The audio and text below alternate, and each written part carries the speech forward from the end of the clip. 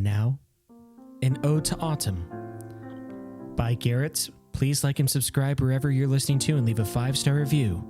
Giggle. Dear Autumn, what are you? Are you summer? No. Winter? Dare I say not quite. My dear blister and sneeze-inducing friend. Through the years, I've discovered what you are. I'm trying to hold it together. I'm trying. Confusing. Are you charming? Or will you bring death to my hopes of being warm ever again? Oh my God. 'Tis true that we in Cleveland will never know. Pumpkin! It's not a flavor. What? And I am not a 22-year-old cocktail waitress named Brittany. So I will not be partaking in your ruse of turning every food item gross. No. How dare you fill my coffee pot with your nauseating flavor? I shall never forgive you for this. In the meantime, I do love candy corn. Thanksgiving is cool too. Sincerely, Garrett. So, an ode, Biscuits, is supposed to be a dedication.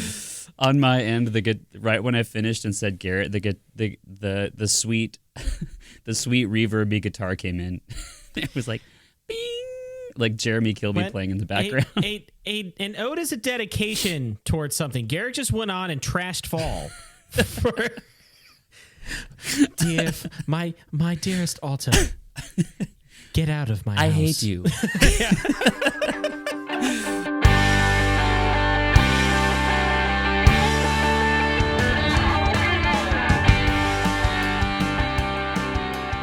Well, if you couldn't tell, it's autumn in Cleveland right now.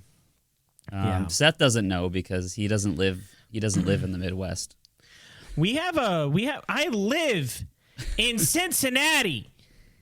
Oh, that's right. I forgot. Scoot back a little bit, Gary. Half your head's out of the frame. Oh, okay. Scoot back.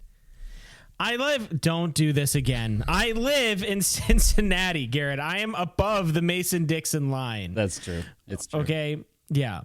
We're getting some leaves falling down here for sure. It's not fully fall because it's actually 73 degrees right now. Yeah. But it's getting there. Are you getting the autumn feels right now? I was starting to get that when I recorded that intro to episode 70, I believe. That's when I was first starting to get it. Like, could you in good conscience go down to Bed Bath & Beyond and buy a candle? Garrett, I'm not going to lie to you. We already went to a candle place and bought okay. candles. Okay, I have a candle named Witch's Brew that is ready for my garage for Halloween. Yeah. Scoot up. Garrett. They don't know I'm so far back. Yes, but I do. There. Gosh. This, ladies and gentlemen, this podcast is for us. We don't care at all about you. This Biscuits. Whatever makes us comfortable and have fun, that's what we care most about. That's why this episode's getting an explicit rating. And that's why I stay up until 1 a.m. editing for all of you. Yes. But yeah, so it's just it's that time of year when you go into a store and you breathe in a candle and you look down and it just says dead leaves. And you go, ah. The other one says seasonal depression. Yeah. And apple. Yeah. It's like dot, dot, dot all the way around. With a hinge of cinnamon. Yeah. Comparing your recipes to your mother. Yeah. Seasonal depression with a hint of cinnamon by Yankee Candle. Arguing with the family. By Yankee Candle. We won the Civil War. Brother still fighting brother. By Yankee. By mainstays at Target. Yeah. Do you think, and I don't know this for sure, but do you think they named themselves the New York Yankees just to poke fun at the South, being like, well, if we're going to double down, we're going to double down? I'm sure it had to do something with like the Great British whatever. What was that thing that happened in 1776? Garrett, the Yankees were much after that. But isn't that what the Brits called us? Yeah, but it's also what the South called us too. Like when people think when they tried to not be American. People, they're like, oh, well, it's them Yankees. It's like, we're not offended by that. We've won multiple World Series. Yeah, it's funny. They tried to align themselves with the... Yeah, who do you think you are? We're the ones hitting the baseballs, sir. I have an idea. I know exactly the type of derogatory name that'll put them in their place and that won't whatsoever show how valuable they are as a franchise. The Brooklyn Mustache Twisters. We're going to call them the Patriots. What? That sounds too good. All right, fine. Then the Yankees. Yeah. There you go. Oh. How you doing, dude? Well, it's Pastor Kevin's birthday today. Oh, that's why he called you. So I'm recovering from a hernia. Oh. Wait, he said that? No, it's just part of the story I'm about to tell. Oh, okay. Because I believe he's had one before. Yeah, I think so. Pastor Matt had one, too. So the apple doesn't fall far from the tree. It's hernia hereditary. Nice. That was good. Don't laugh at that. It was awful. I'm always reminded... Biscuits, let me just talk to you for a second, and I'm just going to ignore Seth. So I'll stay quiet. I work with a very, very smart person, and it makes me feel, well, shall I say, incombrainable. A lot. Incomprehensible. How do you load this cannon, Russell? I don't know. It's incomprehensible. And they just get blown up. and then after that you hear na na na na na na na, and just as the Civil War lasted from 1861 to 1865. and then the camera backs out a little bit, and it's us in Frontier Town at Cedar Point. Yeah. And you're like, Gitch, look inside that cannon, for crying out loud. It's time to fight. And I look in, and it just goes and explodes my face. And I turn around and look at you all solemnly, and I'm like, the theming in this park is out of this world. Yeah. Wow. It really felt like something exploded in my face. And he just dropped dead. Head falls off. Yeah. And then your head falls off, and then a walking like skeleton picks it up and says, "Hello, weekends."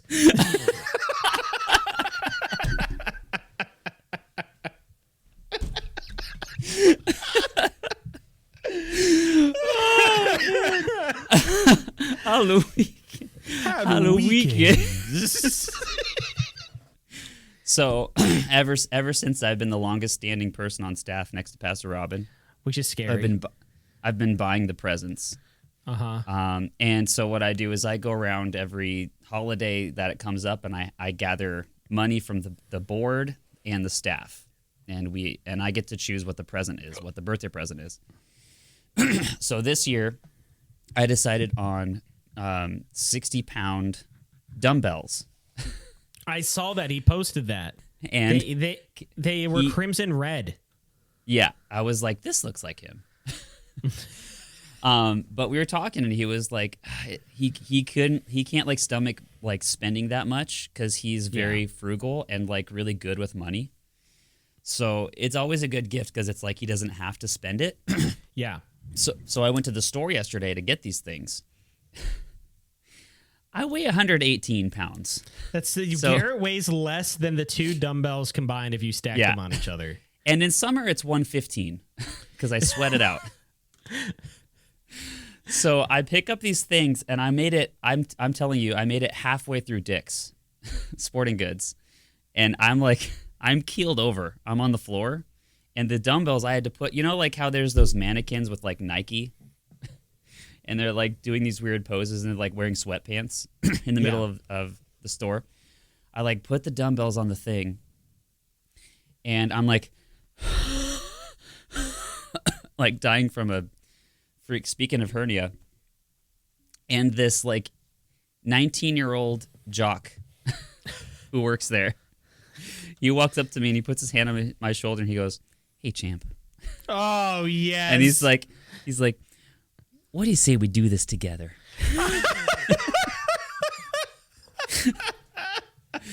I wanted to flip him off so bad. Why was he giving off stepdad vibes? Because I was clearly dying. He just sits on a chair, but he turns it around so his arms are in the back of the chair. Yeah. You know what I'm talking about? He's like, hey, champ. You're like, grab a seat. Yeah. No, Randy, I don't want to talk to you right now. Like, you and I both know. Yeah. It's time. But no, I'm just like dragging these dumbbells, like pulling them as hard as I can, like with my heels, like through the store. And everyone's laughing at me, and they're like, we need to help that poor chicken over there. So, I'm glad you mentioned shopping because Shelby got me a flannel from TJ Maxx, and I returned it today. Can you even fit any? Oh, that's right. You can't. I pictured you putting the flannel like in the closet, like a Family Guy with the frog episode. Right. Just like trying to stuff it in, and then it keeps falling to the ground. Yeah. Yeah. And you step back with all proud, and it goes. Yeah. And all the flannels just explode all over. And you're like, I'll take it back. Yeah. She likes to buy me things from TJ Maxx, and then when I don't like it or I can't wear it, I have to be the one to return it. Yeah. Biscuits. That's we like had my an episode, one episode where Seth told us about how his loving, caring, beautiful, wonderful wife took him clothes shopping and picked out all of his clothes over the course of like an hour and a half.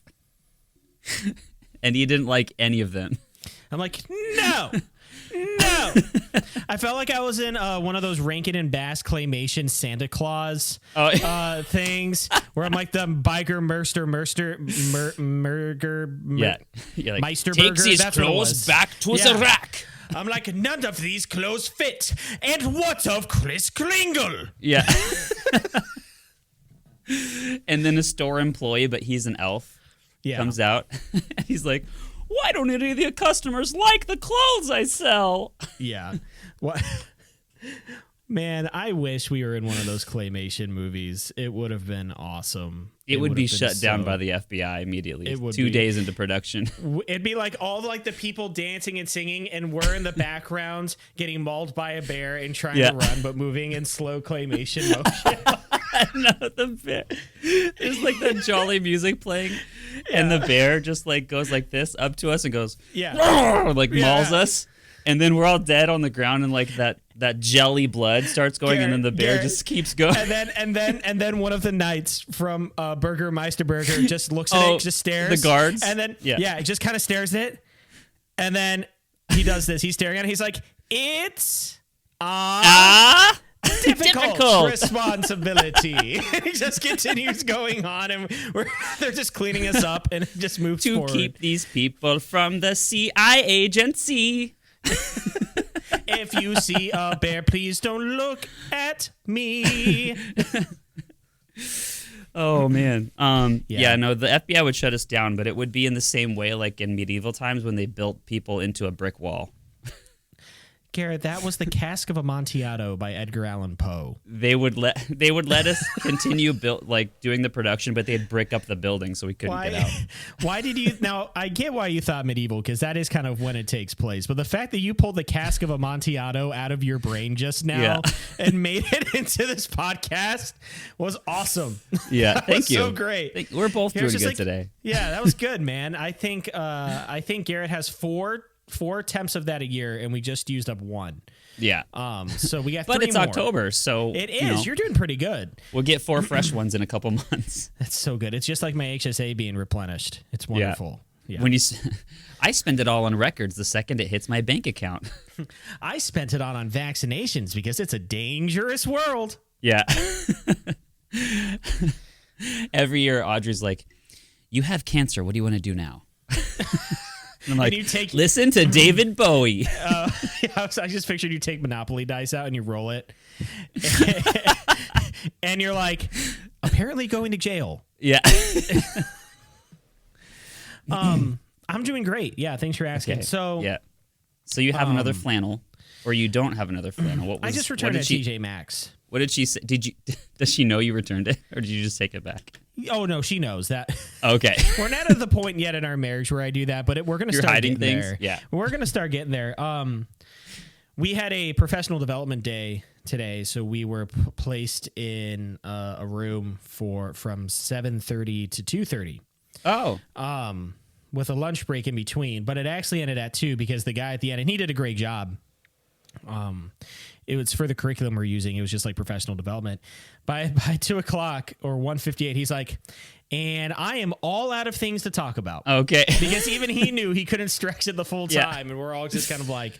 He's like, well, I wasn't expecting it to go this well. Yeah. So that was pretty much my entire day, dude. Like I literally got to work and I'm like, I got to be at this meeting. And then I was there for 7 hours. Isn't it so much better than calling in stroke victims? That's what you did all. That's what you did all summer, right? What? No. Oh, yes. Yes. Sorry. I'm just like. You already forgot. I think. Yeah. I've already blacked that out of my mind. Biscuits. The look in his eyes was the same look where the camera zooms in and inside of his brain are all the brain cells. That they're like freaking out. They're like, they're going through the files. What did he just say? We don't have a clue what he's talking about. Ah! Papers flying everywhere. Is he talking about the lost summer of 2025? Open the files. There's a lock on it. And then the intern's like, oh, it's right here. Yeah. He worked at Kings Island this year. Kings Island. Yeah. It was in the garbage can. Yeah, it was much better than Kings Island. So no, I'm very happy with the way things went. It was fine. It was fine today. Besides that, I mean, that's all I've done today. I had a 4-day weekend. That's a lot. It wasn't bad.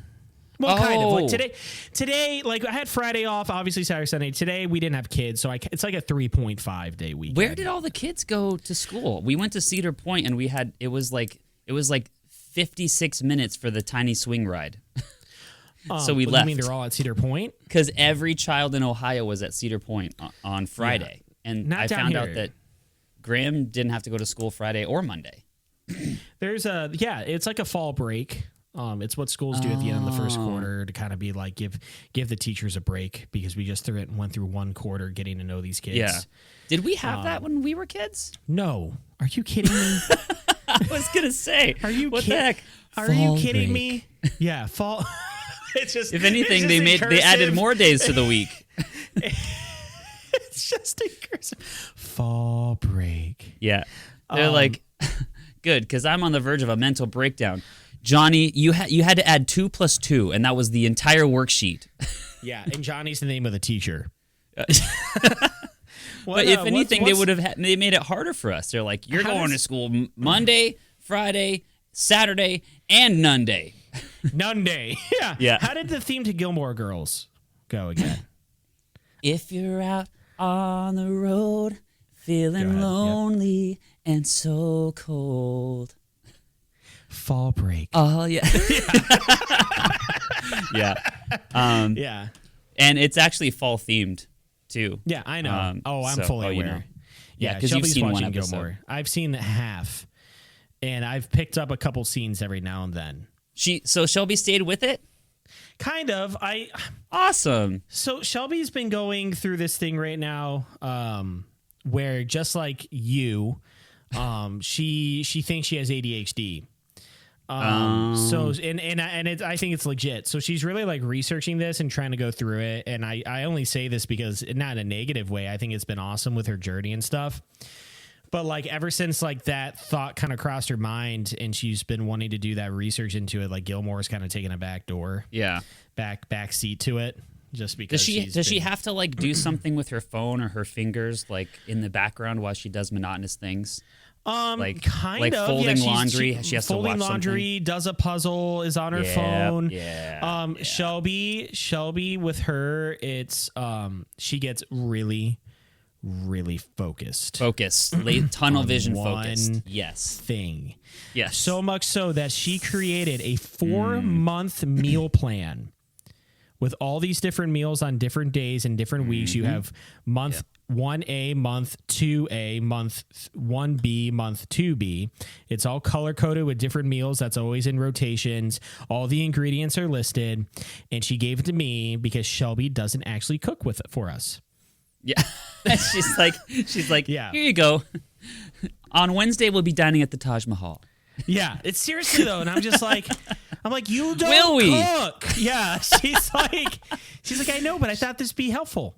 She's like, see, that's creme brulee. You're going to need some cracking spoons. Yeah. Gosh. She's like, but we can't afford the cracking spoons. Yeah. So So you're going to have to melt down all the metal that we find.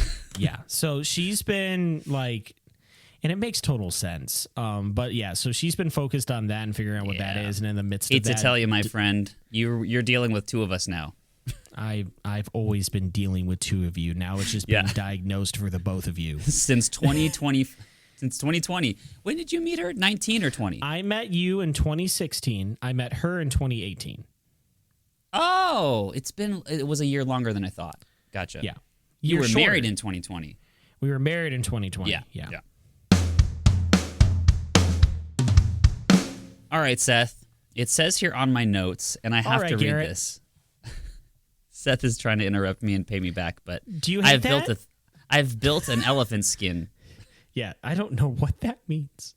What does that mean? I guess I should have said grown.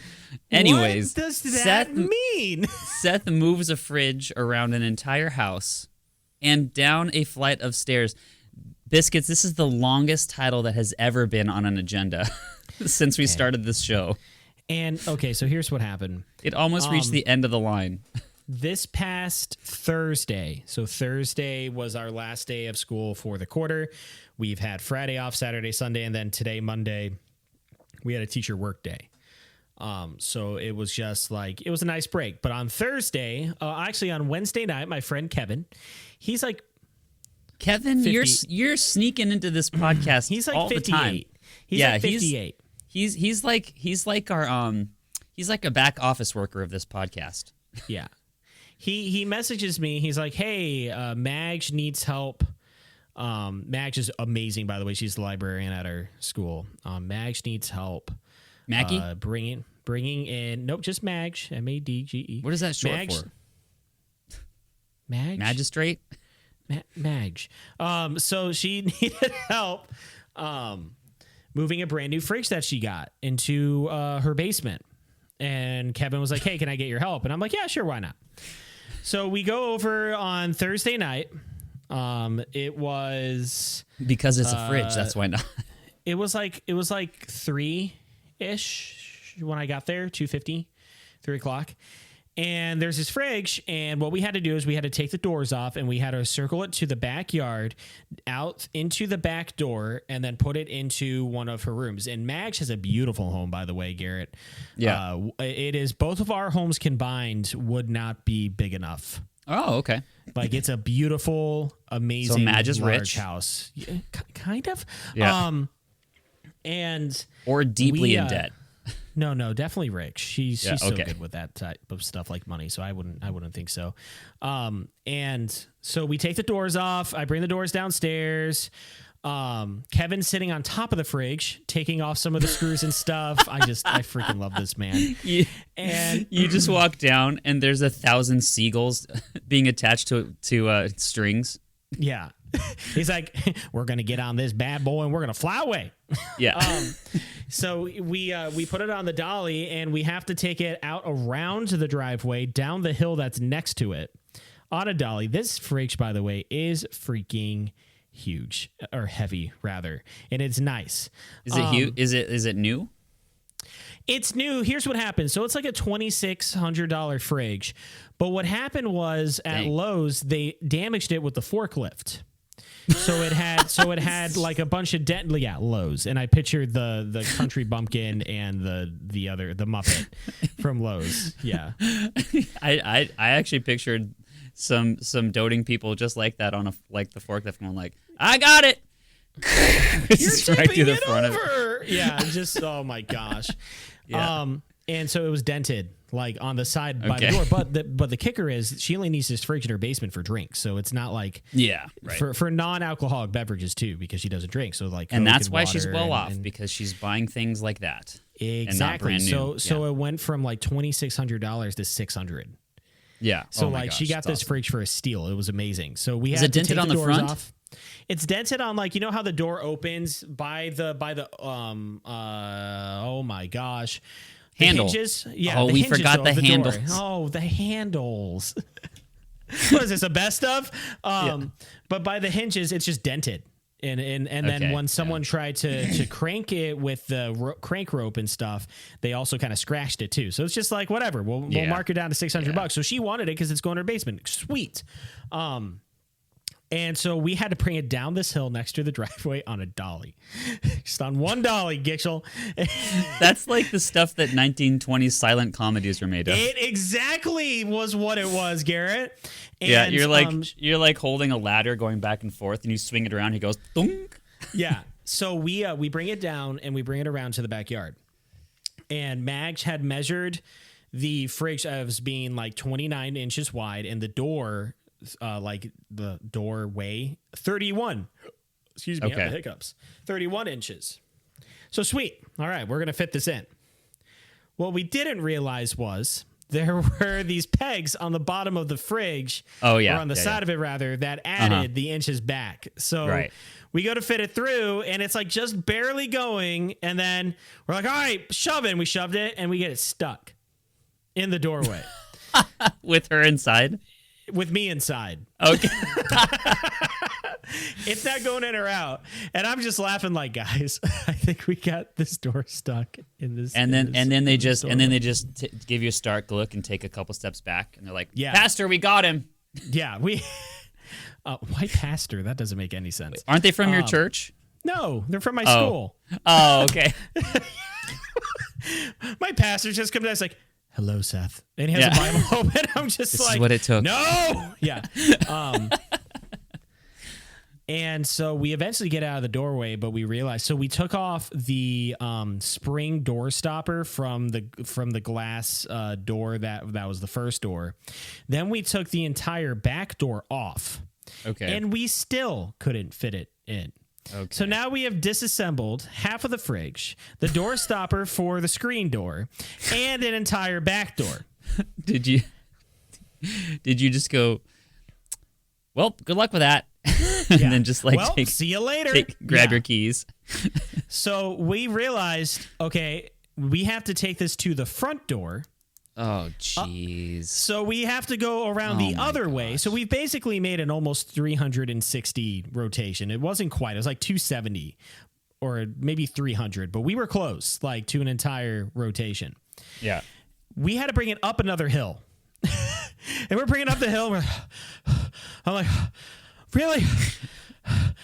Beautiful home she has, huh? Yeah. We're just bringing this up the hill.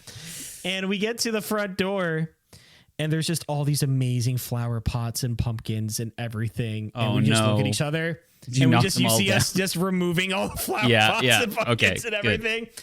And the steps were wooden because it was like a wooden deck like front that leads into the front door. So we had to bring it up that. A porch.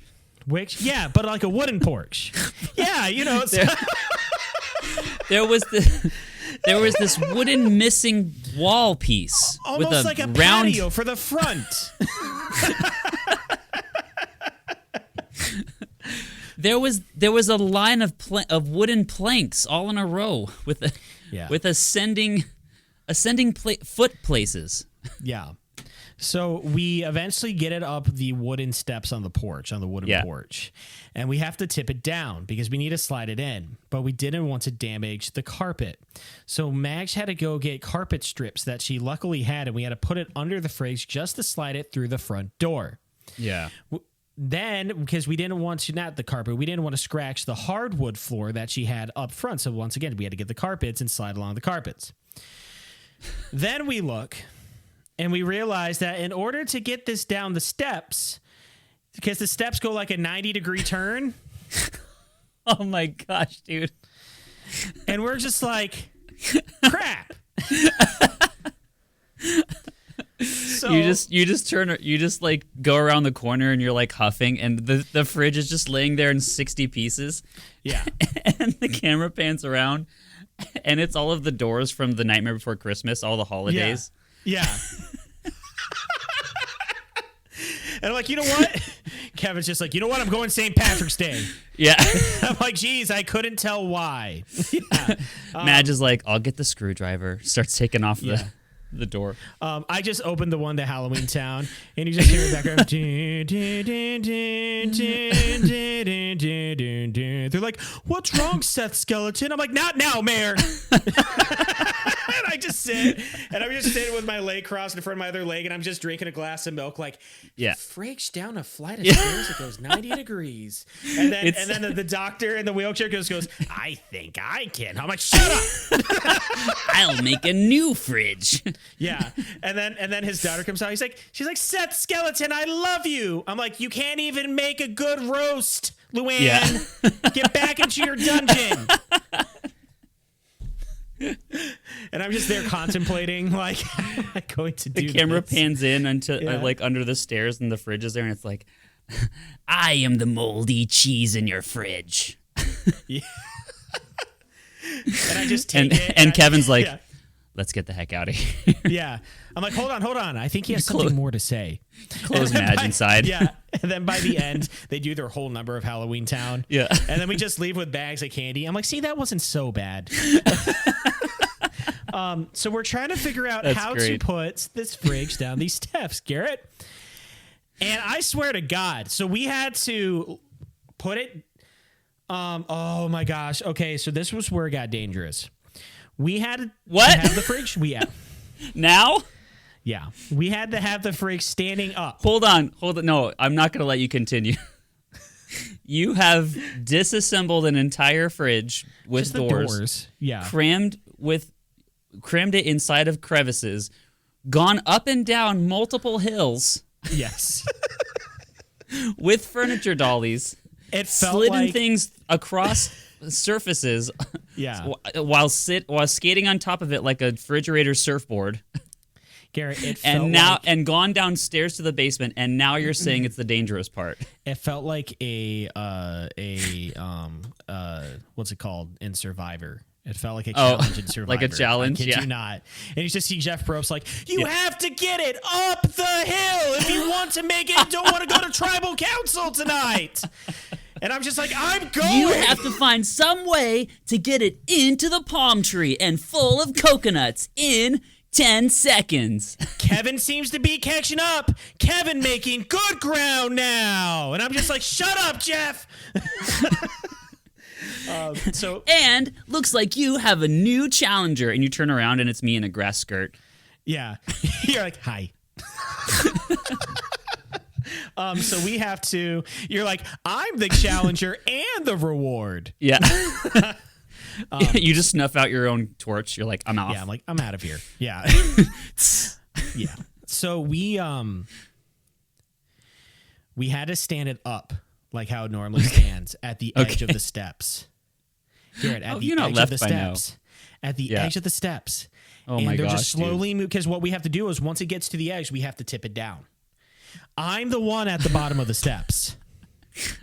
Okay. We're edging it to the edge of the steps, and you have to tip it over so then we can slide it down. I'm at the part of the steps where I'm trying to guide it down. Garrett. Did she say it's not heavy, it's just awkward? No, I literally said, "So this is what it's like to have your life flash before your eyes." Yeah, right. Because if this thing's fell, I looked back multiple times, like, if this thing's fell, I wouldn't be able to catch it in time, and it would squish me. You would try to aim your body at the fridge hole where there's no door. Try to get inside. No, we were at the back of the fridge, or the side of it, rather. So there was no hole. It was just going to squish me. All of those like winding pipes with like the shreddy looking, what's it called? Refrigerant filled things. Yeah, right. So it's slowly, and I'm leaning it down. I'm like, "Dear God, I'm going to die. Like, this is it. I'm not going to be, I'm thinking this is going to be a great podcast story if I get out of this." Yeah. You're like, "This is cool. I got to own a home and get married and not take care of any kids." Yeah. I'm like, you know what? Perfect timing. Take me now. Yeah, this is it. This is the pinnacle. So it slides, and we get it down, and it was frightening as all could be. And we slide it down, and then we stand it back up, and then we realize when we can't, we have to lay it down again. So it's up like this, it falls like this, it stands up like this, and then it falls like that. So it's like this weird 3D geometry thing. We realized, however, there wasn't any room to slide it down the steps the second time because the banister was in the way. Oh my freaking gosh. And if that wasn't bad enough, we had already dented the wall trying to stand it up. Be honest, were you thinking about quitting? I was thinking about, no, I was thinking about getting it done. Yeah. Because at that point I was mad. Yeah. Yeah. Mad So that it wasn't working out easily. We had to stand it back up. And all this time, Madge and Kevin and myself, we're all trying our best. And none of us are frustrated with one another. We realize that this sucks. We're working real hard. It was just more convoluted than it should have been because it just was. It was trying to move a fridge down the steps. We have to lift it back up and then realize, nope, we have to put it down on the bottom step of the first row of steps because we have to angle it right. So we had to lift it up on the bottom step twice because we screwed it up the first time. Yeah. And then we had to put it down so it was flush with the rest of the steps. That's where we started denting the wall. Then realizing, well, there's no ways this is going to get down the steps without taking off the banister. We took off the banister. So let me just mark for you real quick all the things we had to freaking take off in this house to get this in. How long is it going to take? Oh, it shouldn't take that long. Yeah. And the narrator leads in. It was then 10 p.m. Yeah. The screen door stopper, we had to take off the back door, realizing that wasn't going to work whatsoever, but those were still off. We had to take off all of the doors of the actual fridge. Then we had to take off the banister leading it to the basement.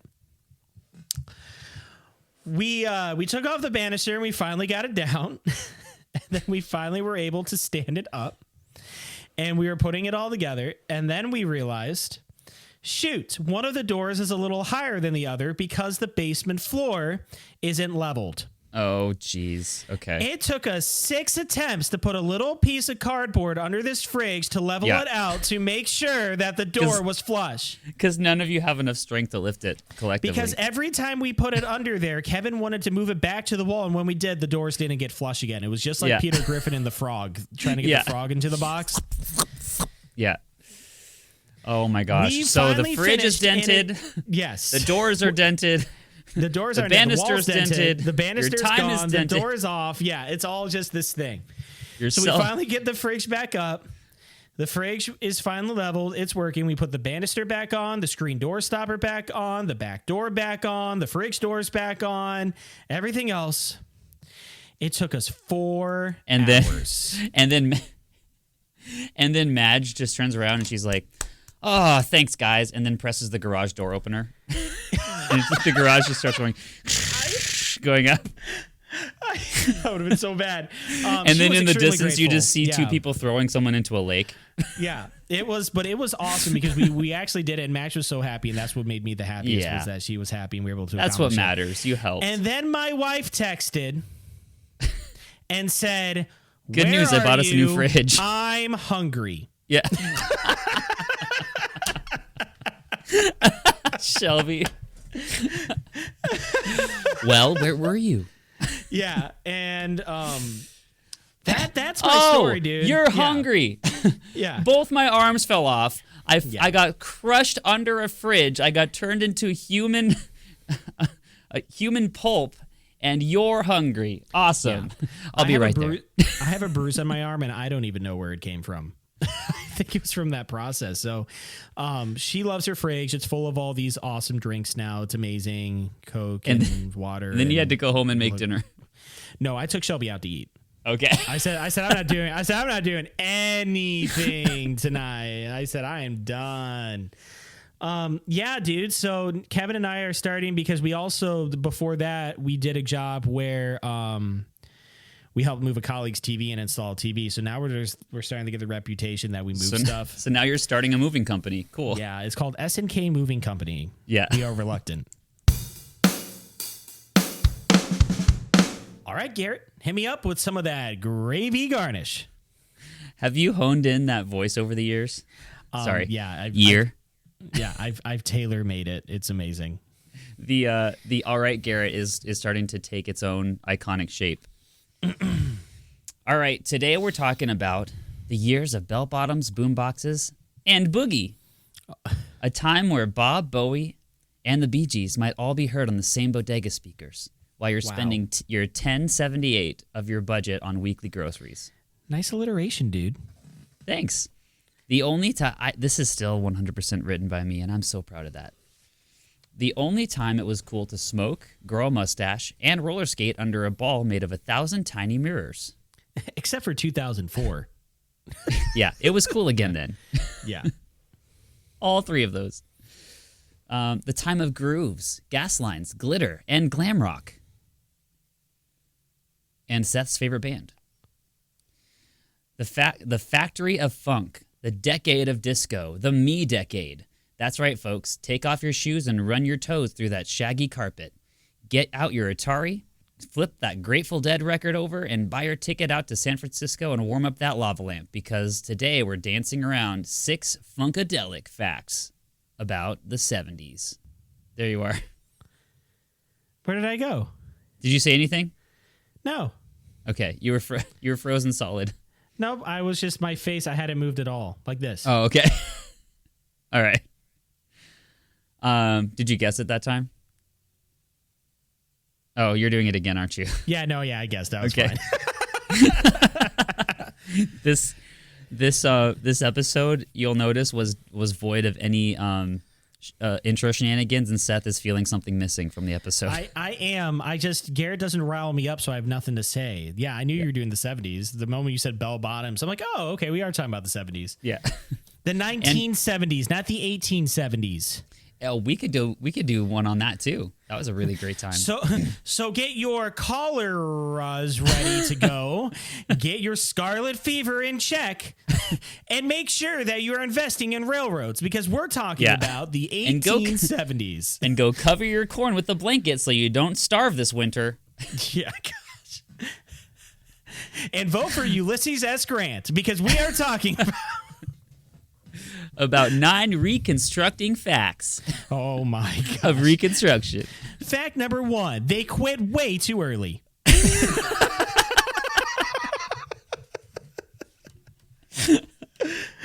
Fact number 2, Frederick dug a this.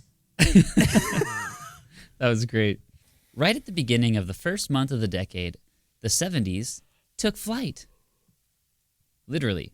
On January 21st, 1970, Pan American Airways became the first transoceanic commercial airline. Oceanic. Yeah. Airline. When they scheduled a Boeing 747 service from John F. Kennedy Airport in New York to Heathrow International. Before this, if you wanted to cross that big blue wet thing, you had to do so in one of those dumb floating things. You know, boats. A boat. You just see me on a polar bear. It's not swimming fast enough. And I'm in a rowboat next to you, and I'm like, give it some Coca-Cola. It'll go faster. It loves that.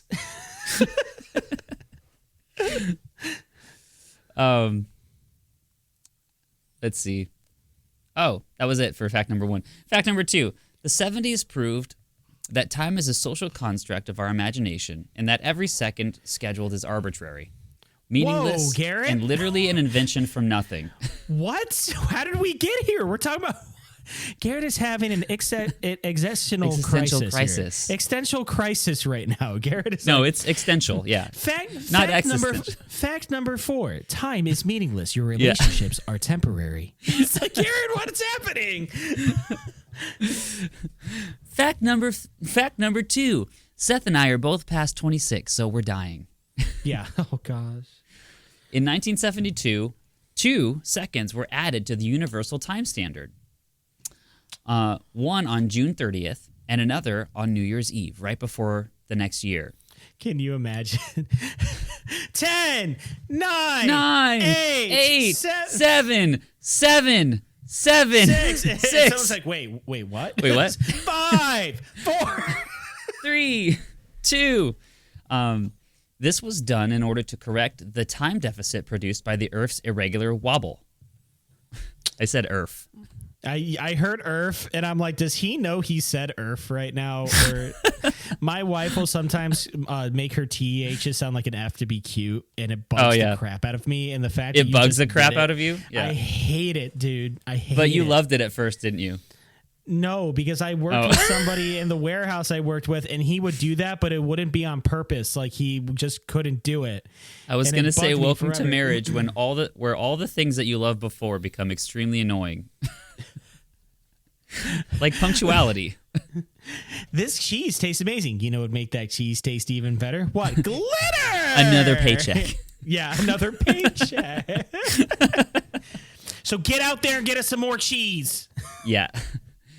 That Uber Eats account can't run itself. Yeah, apparently not. This was done in order to correct the deficit produced by the Earth's irregular wobble. Since 1972 was already a leap year, this made this year the longest year in human history, 366 days and 2 seconds. Okay. And it also made the Times Square count incredibly inaccurate. Good. Which is the joke that you already made. Yeah. How much do you want to bet that it was America that suggested this? Yeah. At the UN. He's like, here's what we'll throw the Soviet Union off. Let's add a second. But we're not going to tell them. No. We're just going to live in the future from now on.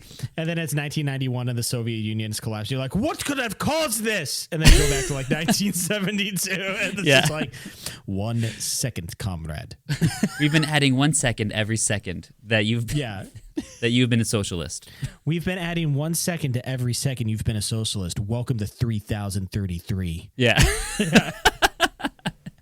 It's still 1973. Yeah. But yeah, I just pictured America. It had to be America that did this. Like at the UN, they're like, okay, well, there's 1 million less starving people in the world. We stopped 6 wars. Anything else? And then we're just like, yes, we need 1 more second. Because the Earth is wobbling. Someone's just like, hey, can I talk to you for a second? Down. The guy's like, 1 second. And they're like, he's a genius. Sit down, America. Seriously. On October, fact number 3, on October 11th, 1975, almost exactly 50 years ago today, NBC aired the very first episode of Saturday Night Live. It's just Saturday night. Saturday night until 1977, I believe. Yeah, so it was so cool to research this because you were just talking about last episode. You were saying that you have been reviewing. Yeah, I've been watching old Saturday Night Live. But you almost nailed down like the first episode exactly 50 years. Like almost exactly 50 years to the week. Did you do that on purpose? I didn't mean to. No, I did not. Didn't mean I was like, I'll watch some Saturday Night Live. That's so awesome. SNL, a live TV variety sketch show created by producer Lorne Michaels. And Janice Ian and Billy Preston were the first musical guests. I had no idea who would be on it, by the way. So when I saw Billy Preston on there and George Carlin, I'm like, oh my gosh, it's Billy Preston and George Carlin. You know who Billy Preston is? Yeah, he was the 5th Beatle. He's the 5th Beatle. Yeah. I didn't know that until I watched that extremely long Disney documentary. That's where I learned it. Garrett, that's where I learned it from. Fact number 4, we said goodbye to the moon. The last manned lunar mission was...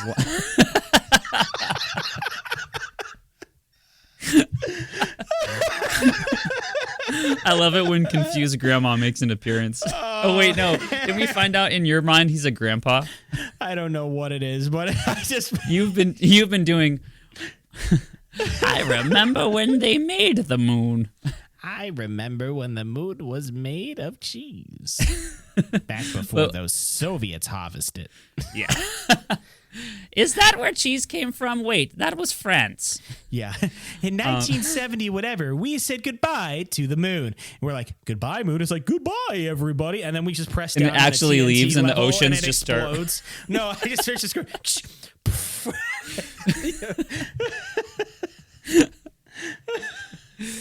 And then it joins Jupiter's moons and like, is your planet okay? Yeah. It's like, I don't know. What if all of they Jupiter's stuck a flag in me? What if all of our Jupiter's moons are just our former moons that's broken up with us? Yeah. They're like, welcome, come on in. And it's like, I have a car that they left. Yeah. And they're like, Maybe Saturn's a better place for this one. Yeah. And Saturn's like, come over here. Yeah. Okay, why did we say goodbye to the moon? Okay. The last the Apollo mission stopped? Yeah. Okay. The last manned lunar mission was launched on the 7th of December, 1970 by American Harbor, astronauts Gene... What's that? Pearl Harbor. That's Pearl Harbor Day. December 7th, 1941. Well, so I don't know if they... Yeah. I don't know if that was on purpose. Scheduled it. I mean, I think it just comes down to when the moon's closest in the right What's trajectory. one more disaster? Yeah. Like, nothing bad has happened on this day. It's fine. Yeah. By American astronauts Gene Cernan, Ronald Evans, and Harrison Schmitt. After doing some science things and driving around in a car on the freaking dust-covered surface for some reason, the captain drew his initials in the dust and then initiated the return to Earth. They returned on December 19th, 1972, and humanity literally hasn't been back to the moon since, which is both good and kind of rude to the moon. I thought we were. No, we haven't gone back since, dude. Last time humans were on the moon. Yeah, 1972. I know we've sent stuff. Yeah, that's what I'm we've thinking. never actually physically been back. Yeah. It had to be that mission had to be the reason we stopped. Yeah. Because they were like, what did we learn this time? And they're like, well, we learned that a Ferrari is kind of hard to navigate. Yeah. We learned you can't really drive a Ferrari on the moon if there's no gas. Yeah. But what do you think they said on the first mile after they drove that stupid car? Yeah. They're like, well... You just see another car go by and you just hear, zoom, zoom.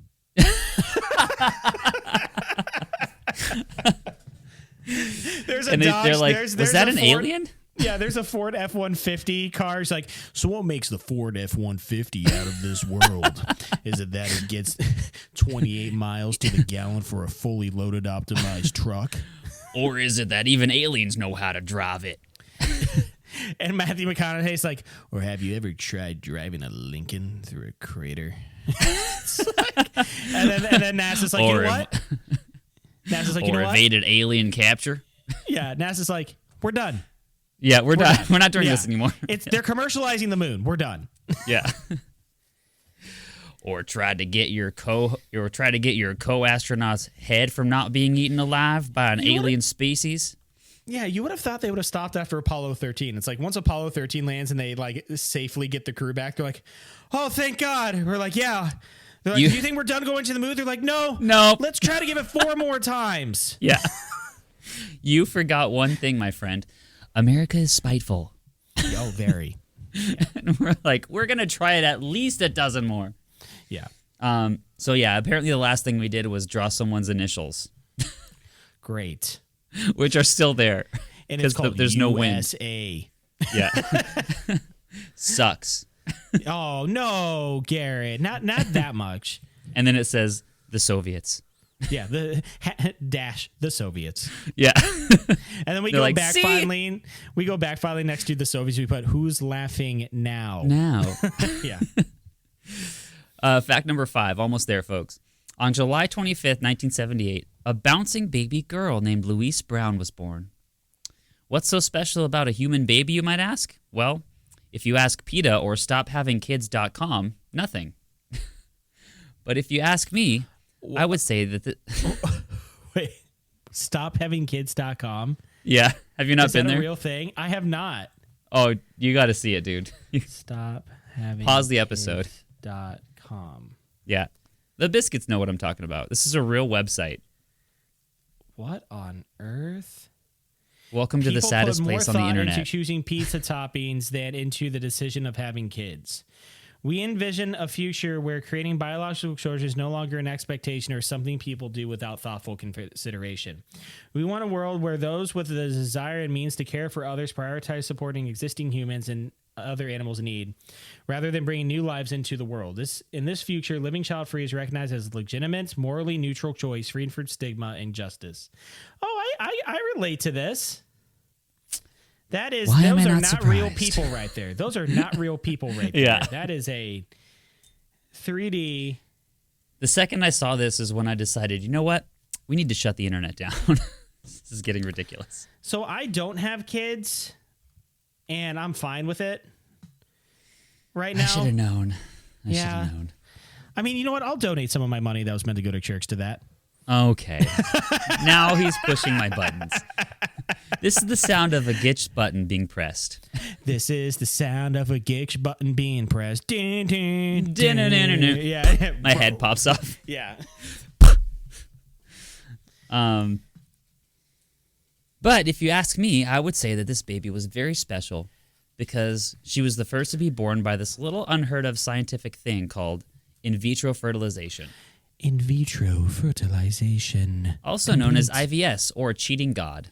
IVF. Yeah. She was born in Oldham. Yeah, you're the one researching this. You said IVS, Garrett. It's I said IVF. IVF. You Yeah. said IVS. No, I didn't. I promise you did. Okay. I did. In vitro substomach Subterranean. You have to bury her. substomach human growth. One word. Subterranean fertilization. I was born in a cave. She was born in Oldham, England, in the good old US of K. And since then, over 17 million babies have been born using this method. That's a lot of babies. Mother of nobody. I believe they just had someone just had a baby that was their embryos were frozen in like 1993 or something like that. Oh or my 1992. gosh, yeah. This stuff is getting scary, dude. I like it. I don't mind it until it's used for evil. It's a place that we can't talk about it with full confidence, right? Because like there's so much controversy around it, and this podcast is supposed to be fun. Yeah, but we can't talk about how much wine you're supposed to drink before bed every night either, because that's also controversial. Yeah, right, right. I'm just saying, like, the stuff they're doing right now is freaky. And I don't mind it. I actually don't know if I'm for it anymore because they're freezing like 9 babies and they throw them away, right? So it's like,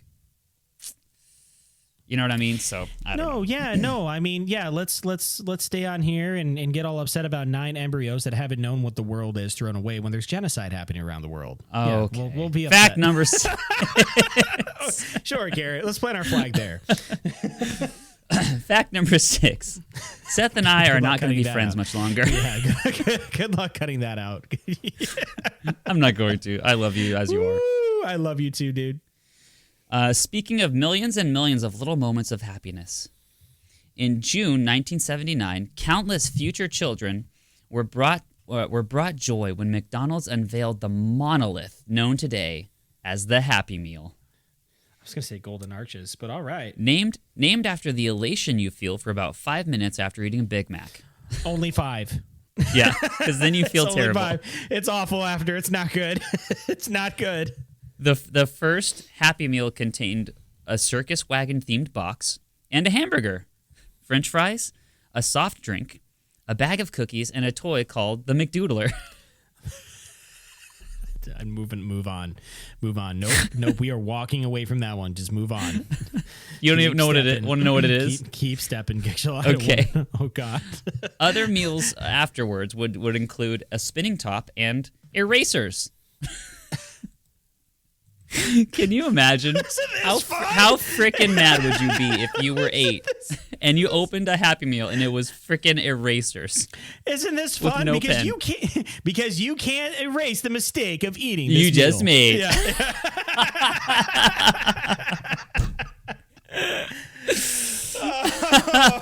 Oh man. Open your Happy Meal. What's this, Dad? That's the 2 days that we just erased by eating this. That's the thing I should have used. That's the thing I wish I could have used on you. Yeah. 1970s. We're being a bad parents. Yeah. Unhappy Meal. 1970s, where being an awful parent was average. Lights up a cigarette. Yeah. And then puffs it on his wife's cigar. Yeah. Oh, God. The wife's like, honey, you're getting your nicotine on my tobacco. Ba-da-ba-ba-ba. Negligence.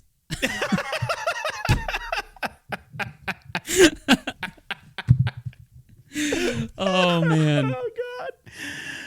Wow. The end. All right, all you banter biscuits, if you want to learn more about the 1970s, why don't you go research it? But in the meantime, why don't you guys go click like and subscribe wherever you're listening to. Give us a 5-star review, and maybe we'll do one on the 1980s. Yeah. My sides hurt too hard to think of something. We love you all. Goodbye. Bye.